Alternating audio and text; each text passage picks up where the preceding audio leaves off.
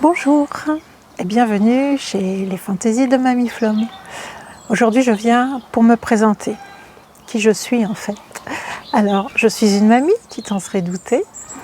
Je m'appelle Florence Martineau, donc Flo pour Florence et M pour Martineau, ça donne Mamie Flom. Ensuite, pourquoi les fantaisies de Mamie Flom? Voilà, parce que moi je vis ma vie en fantaisie. Depuis toujours, j'ai jamais réussi à faire les choses comme tout le monde. Souvent on me l'a reproché, bien sûr. Mais tu fais jamais comme tout le monde. Ben non, moi je suis différente. En fait, on est tous uniques, bien sûr. Et par mes fantaisies, je pense que j'arrive à montrer mon unicité justement. Ne pas faire les choses comme tout le monde. Souvent, quand j'étais enfant, que ce soit à l'école ou à la maison, j'ai souvent entendu me dire, mais qu'est-ce que c'est que ces fantaisies? Tout simplement parce que on me demandait de faire quelque chose et je faisais différemment. Parce que moi, suivre une consigne à la lettre, non, c'est pas possible, quoi. C'est un besoin, oui, je sais pas, c'est moi, c'est mon naturel de faire les choses différemment, c'est-à-dire d'apporter des fantaisies, de laisser parler ma créativité, c'est ça, je pense surtout. Laisser parler ma créativité dans ce que je fais, quoi que je fasse. Par exemple, pour un ouvrage, j'ai envie de suivre un modèle au départ. J'ai un modèle qui m'inspire, voilà. Donc je me dis, tiens, je vais faire ça. Et puis très vite, je ne suis plus du tout le modèle pour faire à ma façon.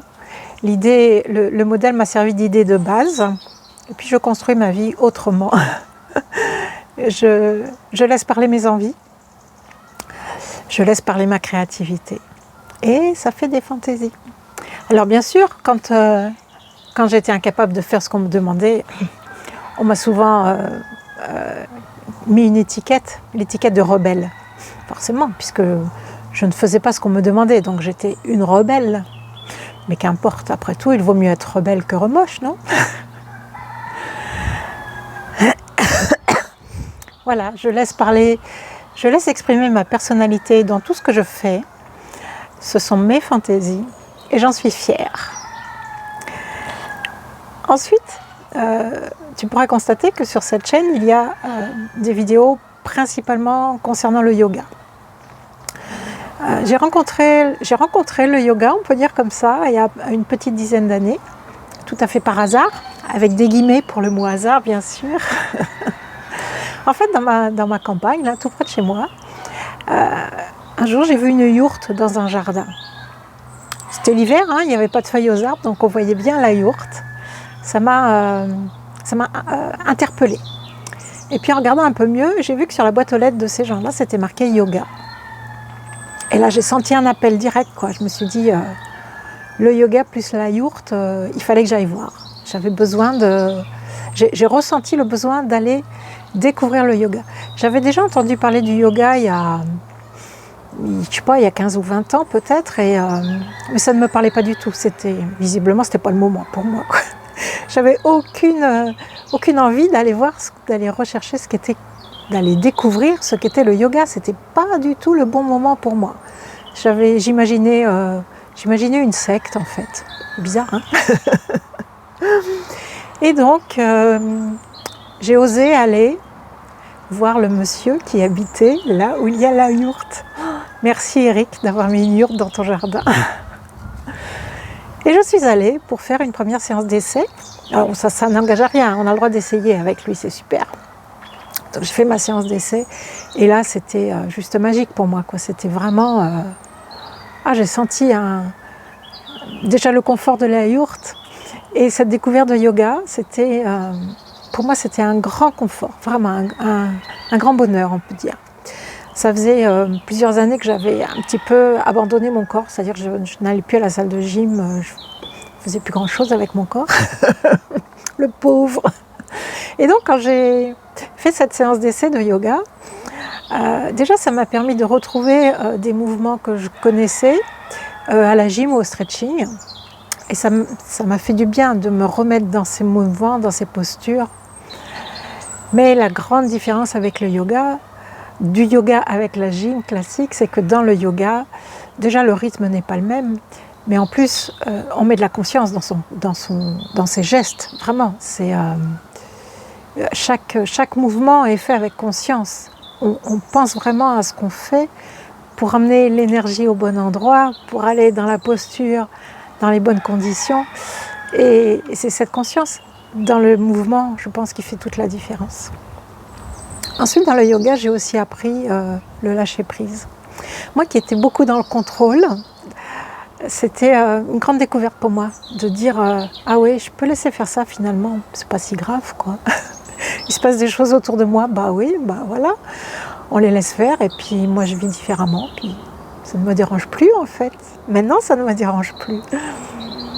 Je laisse faire, je laisse venir les choses, voilà. C'est une des découvertes aussi du yoga. Alors je suis devenue accro, hein, on peut dire ça. Très vite, mince, il y a le train qui passe derrière, ça fait du bruit, désolé. Très vite, j'ai ressenti un manque au moment des vacances scolaires, parce que Eric ne donnait pas de cours pendant les vacances scolaires, mais moi j'avais besoin de quelque chose. Toutes les vacances, par exemple, le premier été, non, c'était pas possible de rester sans rien faire avec tout ce que je venais de découvrir. En même temps, je n'en savais pas encore suffisamment pour oser faire toute seule. Donc j'ai cherché. J'ai commencé par acheter un DVD que j'ai écouté, regardé maintes fois, jusqu'à le connaître par cœur. Mais ça m'a bien aidé aussi à pratiquer toute seule. Ensuite, le mois de septembre est revenu, je suis retournée voir Eric avec grand plaisir. Et puis, petit à petit, mon DVD que je connaissais par cœur ne me suffisait plus. Le cours hebdomadaire d'Eric ne me suffisait plus. Donc j'ai cherché un petit peu sur internet et c'est là que j'ai découvert Maryse Lehoux, avec chez Diva Yoga. Voilà. Et là, c'était encore à nouveau une rencontre merveilleuse. J'ai découvert encore beaucoup d'autres choses. Je pouvais y avoir accès tous les jours, alors qu'Eric, ça n'était qu'une fois par semaine. Et petit à petit, je me suis vraiment inspirée de Diva Yoga jusqu'à aller m'inscrire pour faire la formation professorale de Diva Yoga. Mon idée, c'était tout ce que le yoga m'apporte, tout le bien que le yoga me fait, je voulais le partager. Je ne pouvais pas garder ça pour moi, c'est trop magique, quoi. Quand on découvre un truc qui est aussi puissant, qui fait autant de bien, on n'a qu'une envie, c'est de le partager. Alors je pensais déjà à mes enfants en premier lieu, et je me suis dit, pour que je partage ce que je savais faire en yoga, j'avais besoin d'en apprendre plus. Et dans la formation de Maryse, la formation professorale Diva Yoga, ça m'a permis d'apprendre davantage, de mieux comprendre les postures, les différents niveaux dans chaque posture. On n'est pas obligé de faire la posture, d'essayer d'aller à fond dans la posture selon les disponibilités du corps. On n'a pas tous le même corps, on ne va pas de la même façon dans la posture.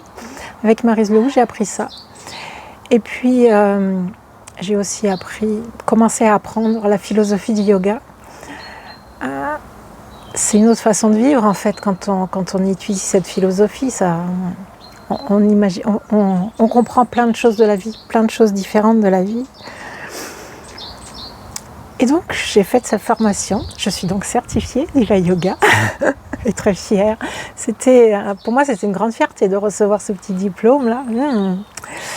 Et voilà, j'ai donc osé partager mes connaissances en yoga avec une amie, avec ma voisine. Et j'ai qu'une envie, c'est de continuer ce partage. L'idée du partage, la notion de partage est quelque chose qui me nourrit vraiment. Et puis petit à petit est venue l'idée de faire des vidéos justement pour partager. Alors, regarde la vidéo, qui a envie de la regarder. Si ça ne te parle pas, tu passes ton chemin, il n'y a aucun souci. Si tu as envie de voir ce que je fais, si tu as envie de faire avec moi, vas-y, fais-toi plaisir, je suis là pour ça. C'est mon envie du moment, partager ce que je connais en yoga, Alors je fais des petites vidéos aussi sur le yoga ball, c'est-à-dire le massage avec les balles thérapeutiques, l'automassage avec les balles thérapeutiques pour soulager les bobos. Ça aussi c'est une grande découverte. Je fais aussi quelques vidéos sur ce que j'appelle ma petite philosophie, c'est-à-dire différentes pensées qui me traversent. Je me dis tiens, je vais parler de ça aujourd'hui, pourquoi pas. C'est mon petit plaisir, je me fais plaisir en fait en faisant ces vidéos. Et comme je suis unique, ce sera forcément différent que de tout ce que les autres peuvent dire en fait. Je dis les choses à ma façon. Alors, on m'a dit un jour, ce que tu transmets, alors tu transmets ce que tu as appris, forcément, c'est un bon moyen d'apprendre, déjà c'est de transmettre ce qu'on est en train d'apprendre, ça permet de l'apprendre davantage. Et en fait, ce que tu transmets passe par le filtre de ton cœur. C'est-à-dire que tu mets vraiment ta personnalité dans tes enseignements, dans tes transmissions, dans tes partages. C'est un petit peu de moi qui se révèle à chaque fois, ce qui fait que j'y mets des fantaisies. Donc si tu vois le yoga, si tu choisis de faire le yoga sur mes vidéos, ce ne sera pas du tout le même yoga que quand tu iras dans un cours classique, parce que j'y mets mes fantaisies. Il y a ma personnalité qui débarque, ma créativité qui s'incruste et mes fantaisies. Et voilà, donc c'est mon yoga à moi. J'essaye de partager le plus possible tout ce qui me fait du bien pour transmettre le bien-être. C'est ça aussi l'idée. Ensuite, j'avais aussi l'idée de faire des vidéos de couture. C'est ma première passion quand même, c'est la couture, on n'oublie pas. Mais pour l'instant, c'est pas prêt encore. Je ne sais pas trop ce que ça va donner. Ça reste dans un coin de ma tête, on va laisser mûrir un petit peu. Puis peut-être un jour, tu verras des vidéos de couture, des partages de trucs et astuces en couture. Pourquoi pas. Voilà, le pourquoi de mes vidéos, le pourquoi de ce titre, Les fantaisies de Mamie Flom. J'espère que tu vas y trouver de l'intérêt.